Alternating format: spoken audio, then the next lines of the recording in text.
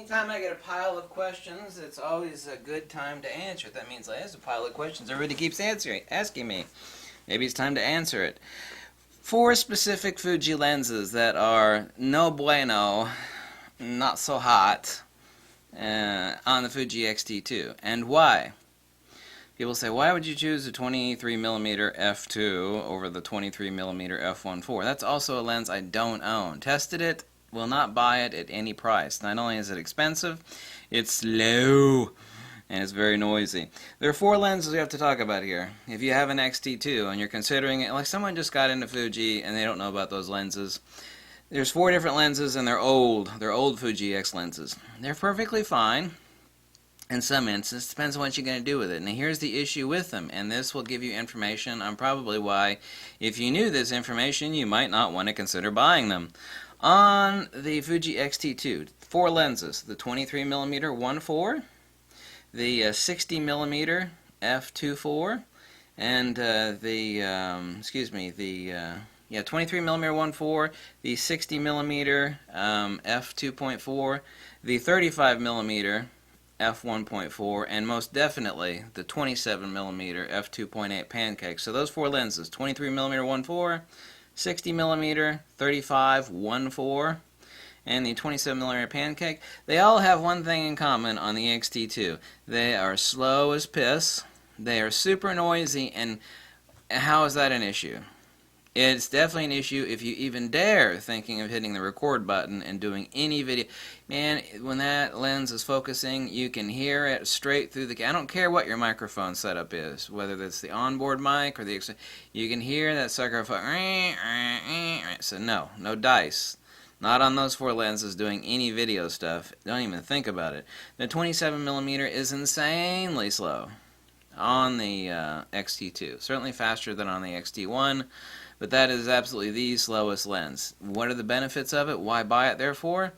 It's very cheap, it's very compact, it's very sharp, it's an excellent little lens. I mean, if you're not worried about fast tracking autofocus, no big deal. I mean, you find one used and cheap, you know, think about snagging it.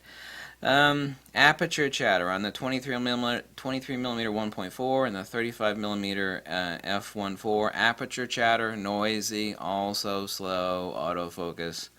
The 35mm 1.4 is certainly the best of them. I own the lens. It is very noisy, very slow. Certainly faster on the X-T2 than the X-T1.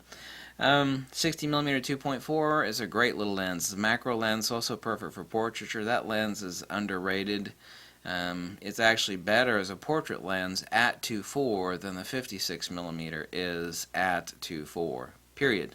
Many people have also drawn that conclusion, not just me. It is a better portrait lens at 2.4, which is not necessarily the best portraiture depth of field, but I mean, if you're at f2.4, 2.8, it is a better portraiture for a lot less money, no less. And it's also a macro lens.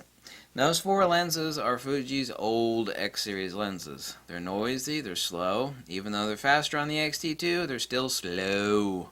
Especially the 27mm. And all 4 of those, if you think about mounting that to your X-T2 or buying it and even thinking of using it for any sort of video record, forget about it. No dice. Ain't gonna work unless you like hearing on your video of the lens focusing, which is exactly what will happen. So just take that into consideration. I'm making this video to save you money and effort and pain.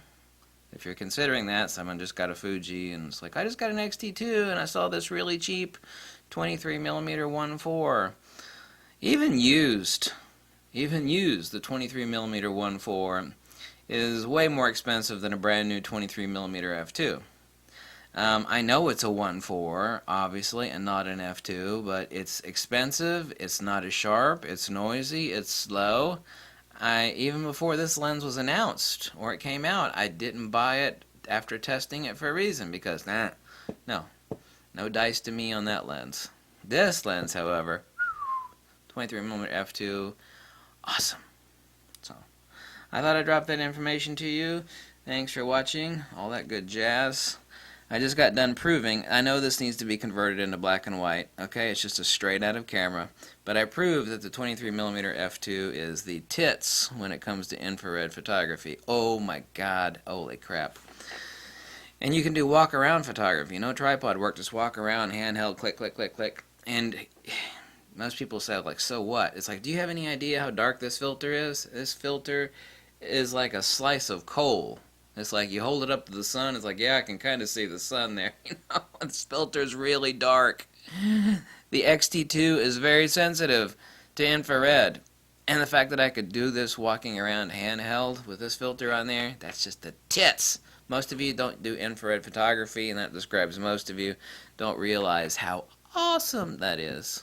That's like having just by adding this filter, you're seeing into a whole new spectrum of reality. You know, you're peering through the curtain of reality into infrared, which is what bugs see. It's like, now I can see like a bug. You know, that green tree across the street looks white. Once you convert this to black and white, by the way. Or you can actually do some creative white balance on it and make it look really interesting. That is really awesome, you know? Some people that are not very... photography is an art form. It's about creativity. You know, it's like a whole new filter to seeing it to a different level of reality just by adding a filter and not having to do tripod work. That's amazing! It's amazing! Especially since it's an f2. Before, I could only get away with this on the X-T1 with the super fast f1.4 with the ISO cranked way the piss up there. But I can do that on this f2 at ISO 3200 at walk around shutter speeds of 1/100th, 1/125th of a second. Amazing! Amazing!